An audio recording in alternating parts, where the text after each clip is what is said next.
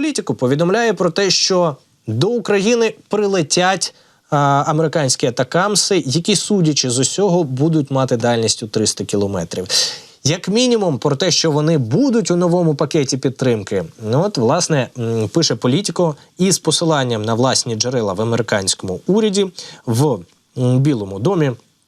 Матимуть вони касетну частину і знищуватимуть росіян і їхню техніку, які поки перебувають на території України, власне, касетними снарядами. Так, як це було, пам'ятаєте, з гелікоптерами. Несподіванка, коли одразу кілька російських гелікоптерів десь там на базі в Бердянську виявилось, що вже не такі вони і гелікоптери, не так вони вже і літають. Здається, це саме той випадок. Перші запуски атакамсів по росіянах. Ці атакамси летіли не на 300 кілометрів, вони летіли на 100 з гаком. Цього на той момент було достатньо, а зараз уже ні, дорогі друзі. Саме тому ми просимо не лише про атакамси, але і про Тауруси. А про Тауруси, Шольц, він як завжди, Шольц.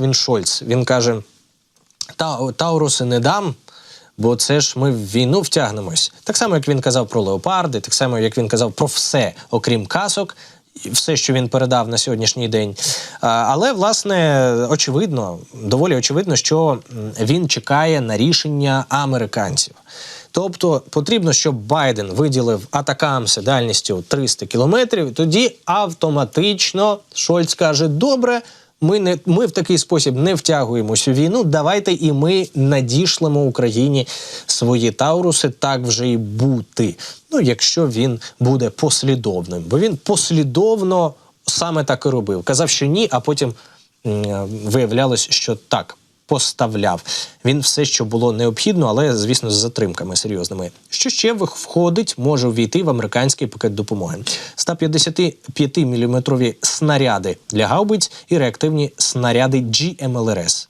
GMLRS, здається, теж 150 кілометрів стріляють ними хаймарси і летять прекрасно туди, куди треба. 155-мм снаряди неможливо переоцінити важливість, неможливо переоцінити терміновість цих поставок на лінію фронту.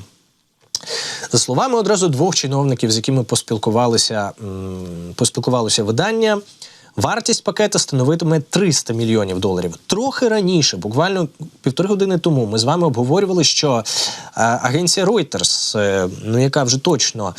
яка вже точно авторитетна і зайвого ніколи не повідомить, на моїй пам'яті, принаймні, Reuters таким не грішив, на відміну від Політико. Так от, Reuters повідомляв про те, що США готують пакет військової допомоги Україні на $400 мільйонів.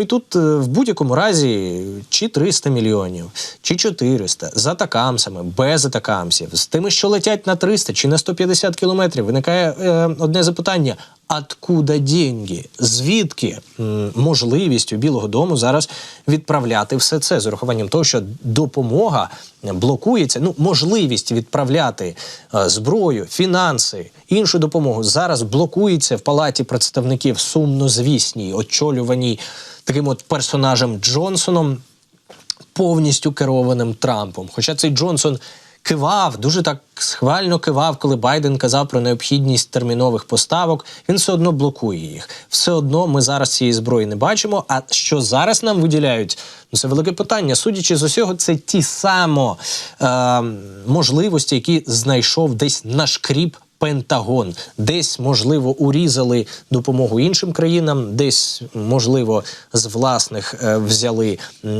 з власних збройних сил. Не знаю, треба дочекатися офіційної інформації. Якщо це так, це дуже важливо і це терміново. $400 мільйонів у вигляді 300 навіть, і 400 тим паче, у вигляді військової допомоги на дорозі не валяються. Але хай спочатку це зроблять, а потім вже будемо з вами радіти чи не радіти. Тим часом, хто точно надасть нам допомогу, то це Данія. Вона надає нам черговий пакет військової допомоги на $336,5 мільйонів.